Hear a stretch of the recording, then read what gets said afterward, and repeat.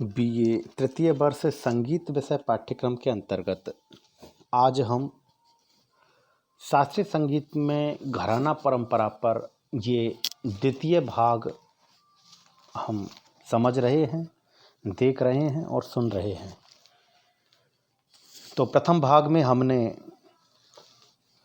शास्त्रीय संगीत में घराना परंपरा का जो उद्भव था उसको अच्छी तरह से समझा।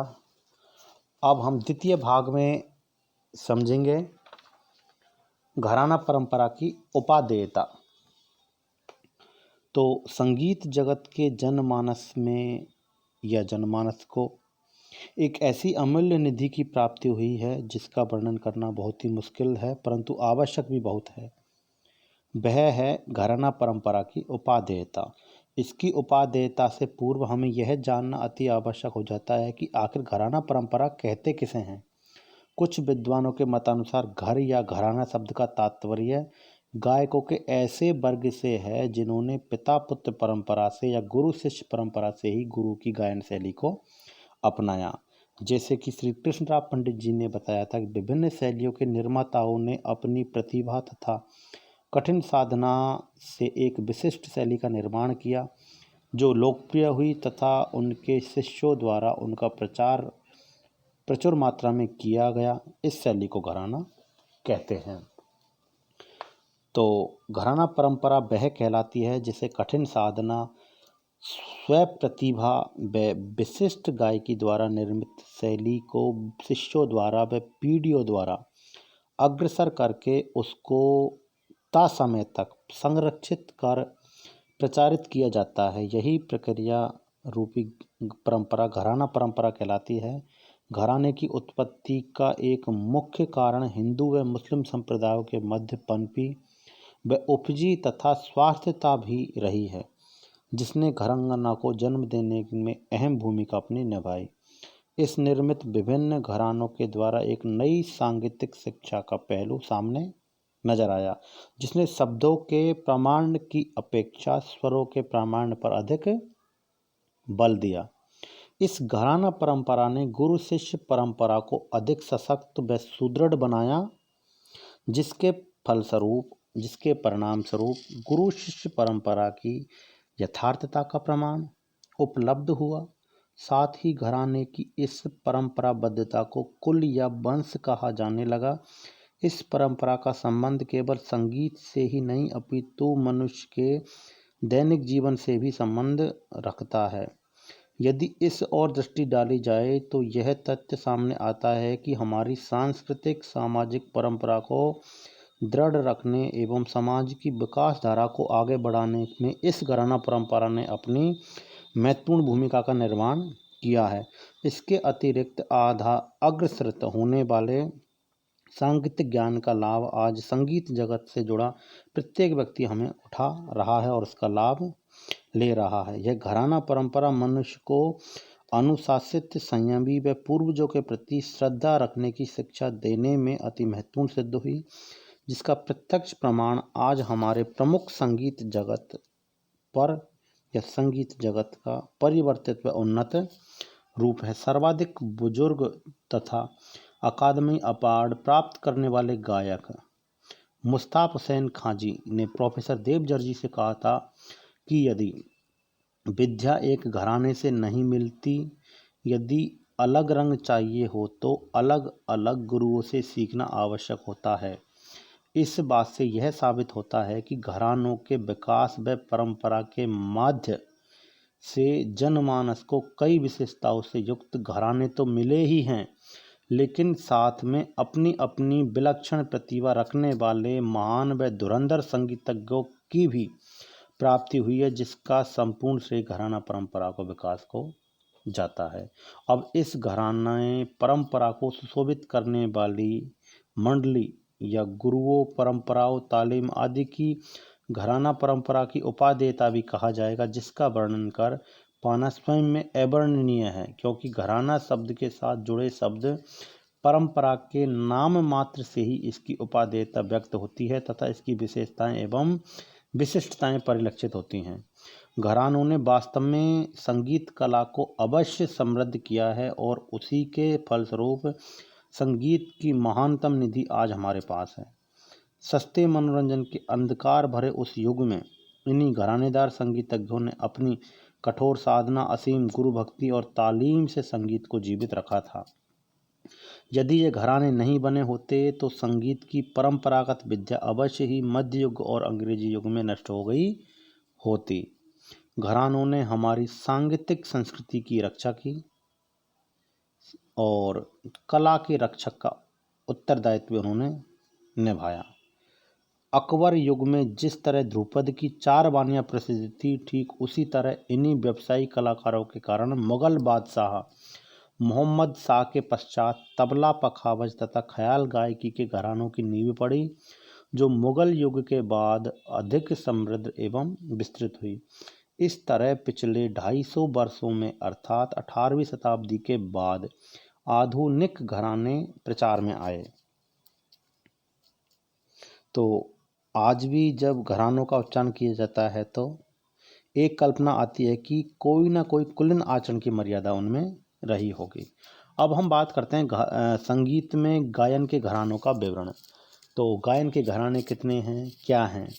तो हिंदुस्तानी संगीत के साथ घराना शब्द अत्यंत घनिष्ठतम तरीके से जुड़ा हुआ है, और जहाँ घराने का नाम आता है वहाँ परंपराओं का संदर्भ स्वतः ही चित्त में पनप उठता है। तो घराने का शाब्दिक अर्थ घर, कुल से लगाया जाता है, जिसके अनुसार घराने का अस्तित्व केवल संगीत में ही नहीं अपितु मानव के दैनिक जीवन में भी संबंध रखता है। बाबूभाई बैंकर के अनुसार पुरानी परंपराओं व उच्च कोटि के गुरु और कई पीढ़ियों की गुरु शिष्य परंपरा का मिश्रित रूप घराने के नाम से जाना जाता है।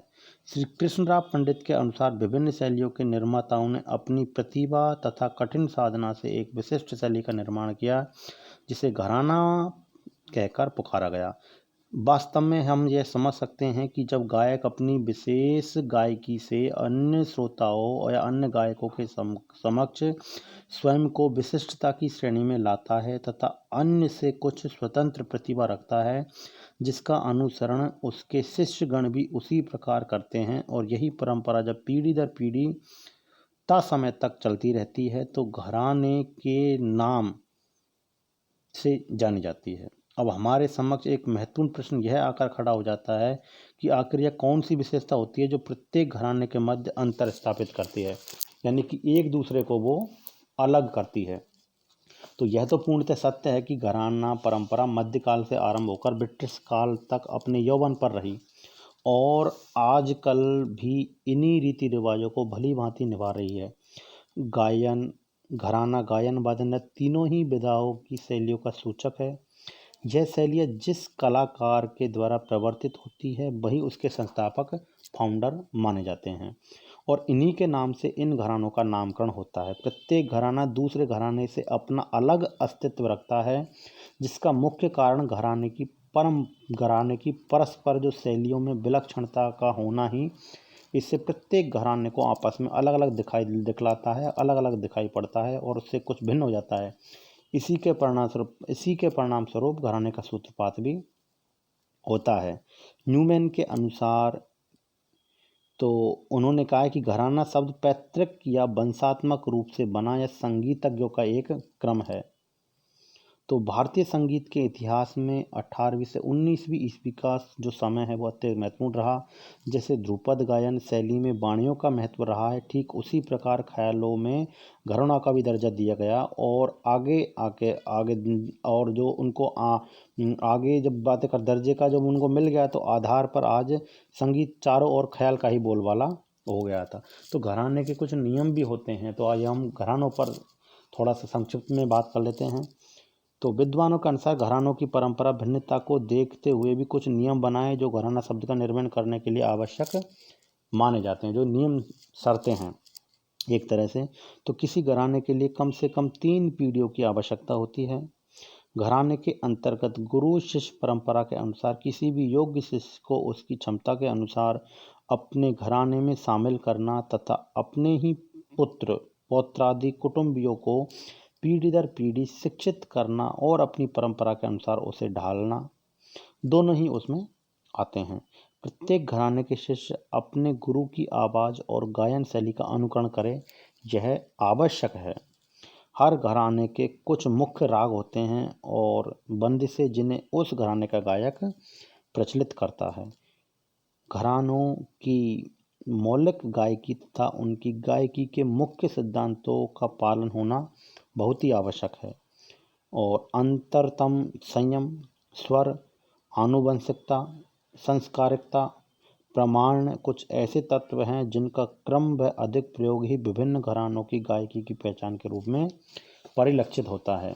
तो आइए अब हम देखते हैं कि विशेषताओं एवं विलक्षणता के आधार पर उत्तर भारतीय शास्त्रीय संगीत में जाने माने घरानों का विवरण हम देखते हैं। तो सबसे पहले दिल्ली घराना है, आगरा घराना है, ग्वालियर घराना है और संगीत में हमारे किराना घराना है, पटियाला घराना है और उसके बाद भी सितार वादन में है। तो आइए हम सभी पर एक बार बात करते हैं। तो दिल्ली घराना, जैसा कि हम सभी जानते हैं कि आज सांगीतिक जगत में चारों ओर ख्याल का ही बोलबाला रहा है। दिल्ली घराने की अपनी कुछ एक निजी विशेषताएं हैं। वैसे दिल्ली घराने के जो स्थापक है उसका जो श्रेय है वो तानरस खां जी को जाता है। इस घराने की परंपरा दिल्ली दरबार के सुप्रसिद्ध गायक तानरस खां जी के गुरु अचपल मियाँ जी से प्रारंभ होती है। यहाँ तक कि मियाँ अचपल को दिल्ली घराने के खलीफा के रूप में स्वीकार किया गया था। दिल्ली घराने के डसाना नामक कस्बे में रहने वाले कादिर बख्श तथा उसके पुत्र कुतुब बख्श, जिसको बहादुर शाह जफर द्वारा तानरस खां की उपाधि प्रदान की गई थी, ये तानरस खां जी के द्वारा घराने के संस्थापक कहे जाने लगे। तो दिल्ली घराने की अपनी निजी मुख्य विशेषताएं हैं कि राग की शुद्धता एवं सुंदरता इस घराने की मुख्य विशेषता रही है। इस घराने की गायकी का अपना अलग अंदाज है। इसका संबंध मुख्यतः सारंगियों से होने के कारण इसकी विलंबित लय की चीज़ों में सूत, मीड़, गमक और लहक का काम विशेष रूप से परिलक्षित होता है। मध्य लय में स्वरों का परस्पर लड़ गुथाव तथा जोड़ तोड़ का काम अपनी विशिष्टता को प्रस्तुत करता है। और अंत में दिल्ली घराने की जो विशेषता है वो संगीत जगत में तानों की जोड़ तोड़, सह विविधता और वैचित्रता हेतु इस घराने का विशेष स्थान लिया जाता है। दिल्ली घराने से संबंधित प्रमुख व्यक्तित्व, यानी कि दिल्ली घराने से कौन कौन से व्यक्तित्व का नज़र आता है। तो इसके अनुसार शिष्यों में सरदार खां, अब्दुल अजीज़ खां जिन्हें प्रसिद्धि पाई, नन्हे खां, मम्मन खां, सारंगी वादक बुंदू खां साहब आदि गायकी को बढ़ा देने में प्रमुख कलाकार रहे थे। उस्ताद नसीर अहमद खां साहब की शिष्याएं श्रीमती कृष्णा बिष्ट, भारती चक्रवर्ती भी अपने प्रयत्नों से इस घराने की उन्नति के मार्ग पर अग्रसर कर पाई थी। कुछ विद्वानों के अनुसार यदि दिल्ली घराने को ही सभी घरानों की जड़ मान लिया जाए तो यह इसके लिए कोई अतिशयोक्ति नहीं, क्योंकि खलीफा की उपाधि से विभूषित मियाँ अचपल से प्रारंभ दिल्ली परंपरा की प्रतिनिधित्वता वर्तमान समय में उस्ताद चांद खां साहब से मानी जाती है। साथ ही इनके पुत्र उस्ताद नसीर अहमद खां, उस्ताद हिलाल अहमद खां को प्रतिष्ठित गायकों की श्रेणी में रखा जाता है। इस प्रकार यह घराना ख्याल गायकी का प्रतिष्ठित एवं परिलक्षित घराना रहा है। इस घराने में तानों के विशिष्ट एवं विचित्र नाम है जिनके स्वरों से कसरत एवं लड़ंत का भाव स्पष्ट होता है। इस घराने में सारंगी और सुर सागर जैसे तंत्र वाद्यों का विशेष प्रचलन रहा है। इसी प्रकार से सभी घरानों की अपनी अपनी एक निजी विशेषताएं होती हैं। आइए हम थोड़ा शॉर्ट में बाकी के घरानों के बारे में समझ लेते हैं। तो दूसरा है हमारा आगरा घराना। तो आगरा घराना जैसे हिंदू धर्म के अनुयायी अलगदास और मलुकदास जी थे जिन्होंने किसी कारणवश इस्लाम धर्म को अपना लिया था। इन्हें ही आगरा घराने के प्रारंभिक कहकर पुकारा जाता लगा और अन्य घरानों की